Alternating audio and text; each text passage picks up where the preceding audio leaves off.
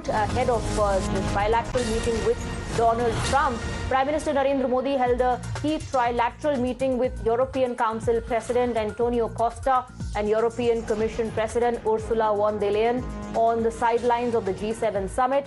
The discussions focused on strengthening India-EU ties and advancing cooperation on key global issues. All right, Srinjoy Chaudhary and our managing editor Zaka Jacob are both joining us on the broadcast. Let me first go across to Srinjoy. There are a lot of issues, an entire list of what could be on the agenda. A lot is happening in terms of decoding, what may have transpired between both the leaders when they met for a brief moment. There was no warmth, many are saying. Will that, help reset ties between both the nations? A lot of questions, in fact, emerging before the bilateral can happen. If you mean with President Trump, first thing that has to be kept in mind is this is a short meeting of only 30 minutes. And also keep in mind the fact that there will be translations. So therefore, the conversation will be limited. Nevertheless, even after pleasantries and all of that, there should be enough time, at least 20-25 minutes, for a serious conversation, at least on 3 or 4 subjects. Now, the deaths of 3 Indians, much has been talked about that. India, lots of people in India want the issue to be raised by Prime Minister. And then we want to hear what President Trump has had to say about it.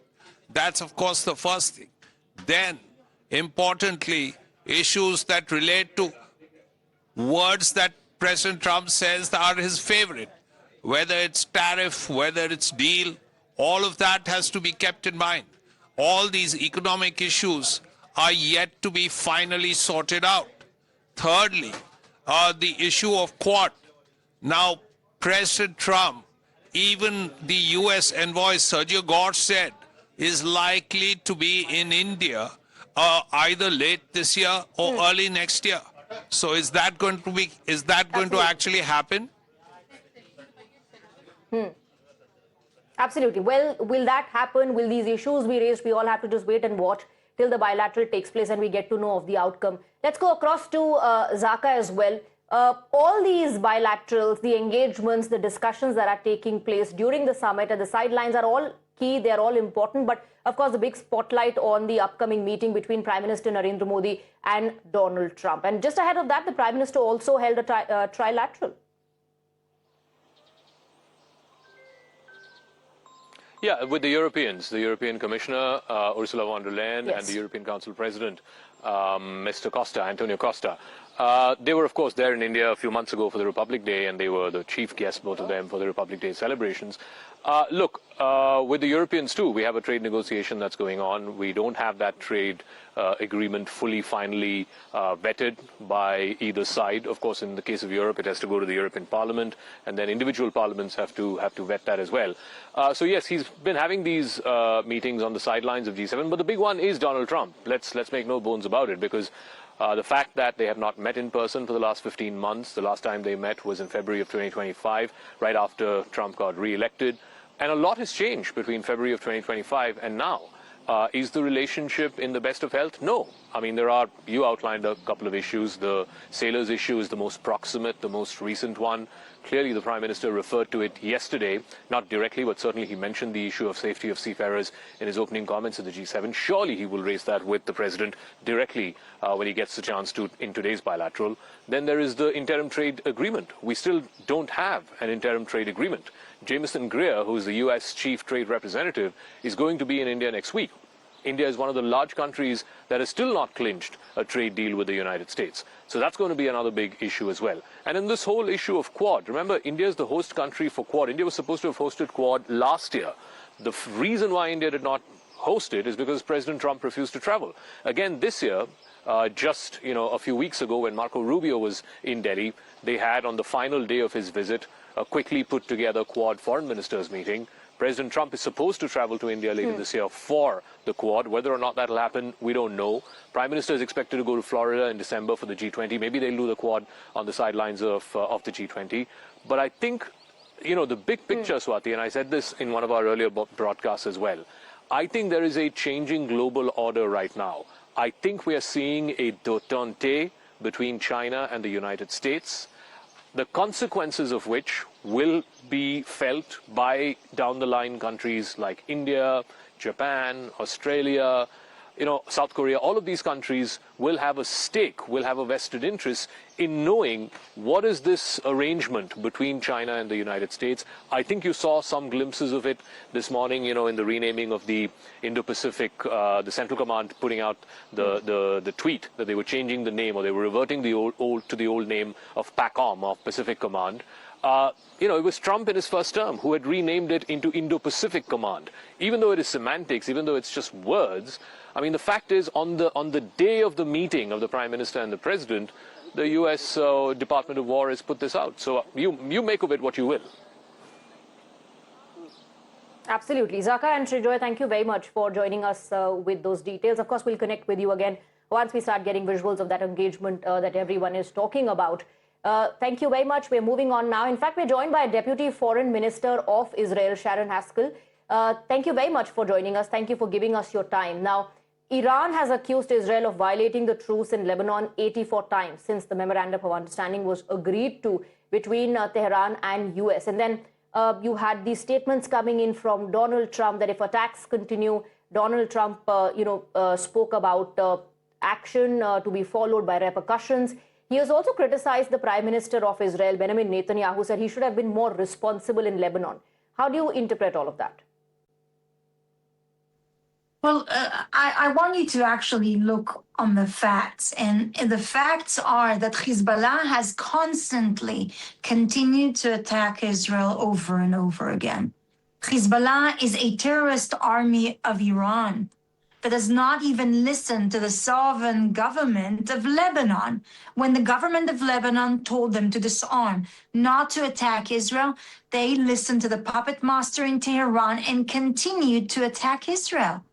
Even yesterday, even 2 days ago, you look on the Hezbollah's website and you see they claimed, responsibility for attacking us, Israelis and Israel and Israeli forces numerous times. So if you want to tell me that a ceasefire is a one-sided solution where one side, a Hezbollah, a terrorist organization, can continue to attack over and over again our civilians, our cities, and our forces, I'll tell you, well, you are out of your minds. This is not a ceasefire. A ceasefire is not a one-sided agreement. Right. You know, Donald Trump says that Syria could play a larger role, an important role when it comes to stabilizing Lebanon and also limiting Hezbollah's influence. But what is Israel's view? Does Israel view Syria as a credible country? Well, unfortunately, no, and it's not whatever Israel thinks about Syria, but you should open your news and report what those Syrian forces are doing in Syria, how they're butchering, abusing and torturing Christians in Damascus, the Alawis in the port of Tartaros, what they've done in Asweda to the Druze, where they butchered, executed, beheaded innocent women and men, how they raped and abducted little girls. Are these the forces that you think can maintain the peace and stability? Do you think these are the forces that the Lebanese people want on their own land? I don't think so. And to be honest, regardless of what they think, I don't think that Israel can afford to replace one terrorist organization with a unstable other one. Okay, but then, you know, the obvious question is, has Israel conveyed this to Donald Trump? Do they reflect a temporary disagreement over tactics, or is there deeper divergence between Israel and United States when it comes to regional security? Look, whatever disagreement Prime Minister Netanyahu and President Trump have, this is not something they're going to pass through the media. Those two leaders are good friends. They have a very good relationship. They speak on a daily basis, sometimes a few times a day. And you know what? I'm absolutely sure that even you have some friends. You talk to them. Sometimes you disagree. Okay. And so that are the kinds of conversation that those two leaders actually have. And we may not agree on everything all the time. And this is okay. President Trump's looking after the American interests, as I expect Prime Minister Netanyahu to look after Israel's interests and to make sure that my people, my family are protected and defended from this fanatical terrorist organization called the IRGC and Hezbollah. Right.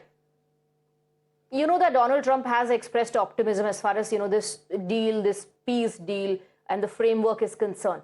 But you are saying that this is not a peace deal. This is just a framework for negotiations. What specifically is Israel seeing that makes it far more cautious than Washington about declaring success at this stage? Look, I think we have great concern. I mean, this agreement is a framework for negotiations about Iran's nuclear military program and nuclear power and enriched uranium and all of those things. We have a huge concern. I think every sensible person in this world should have a concern. I think India should be concerned about it. I mean, if anything, this fanatical IRGC regime have proven during the last few months that even its greatest allies and best defenders, best friends, like Qatar, like Turkey, like Kuwait and Oman and other countries, they've attacked them directly, including airports and hotels and residential, they're civilians. And so, every country should have a serious red flag rising and waving right now, thinking if this is the way of this fanatical regime, if their goal is destruction of Western democracies, of countries, like the UK, Israel, the United States, and others, okay, are you safe? Do you wish for this fanatical regime to have a mass destructive weapons? I mean, this is a huge question, and it shouldn't just concern Israel, it should concern you.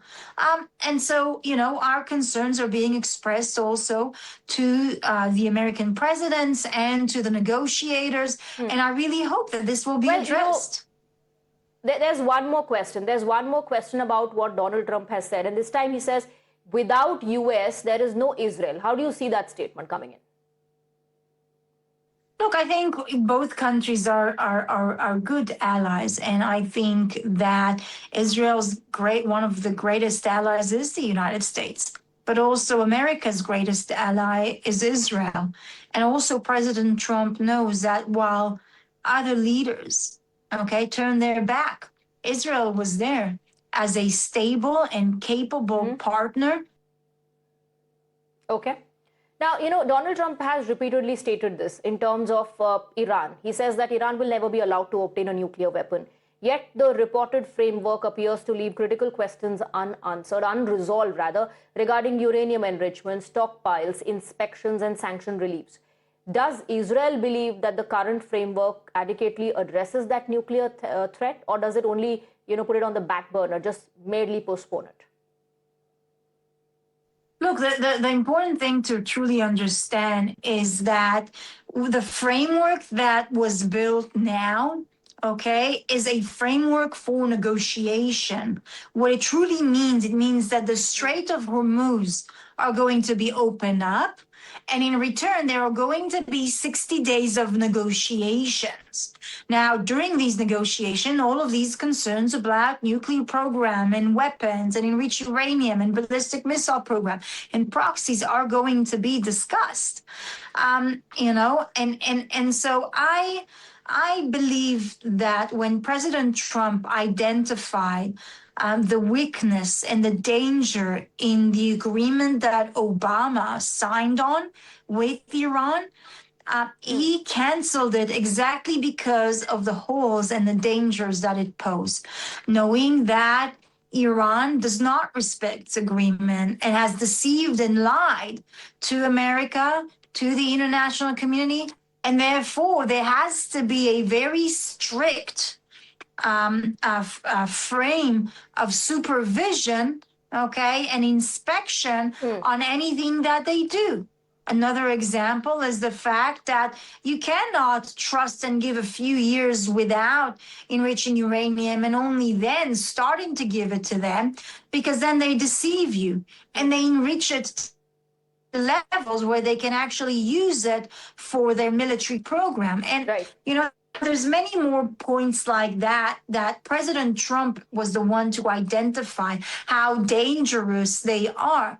And you know, I really hope that now when he looks on those negotiations, he continues to look with eyes wide open, understanding, okay, the Iranian regime and making sure that those boundaries are being kept. All right. Thank you very much. Thank you, Sharon Haskell, Deputy Foreign Minister of Israel, for speaking with us and for taking those questions. With that, we in fact are slipping into a very short break, but we do have a lot more lined up for our viewers on the other side. Of course, the big focus is on the meeting between Prime Minister Narendra Modi and Donald Trump.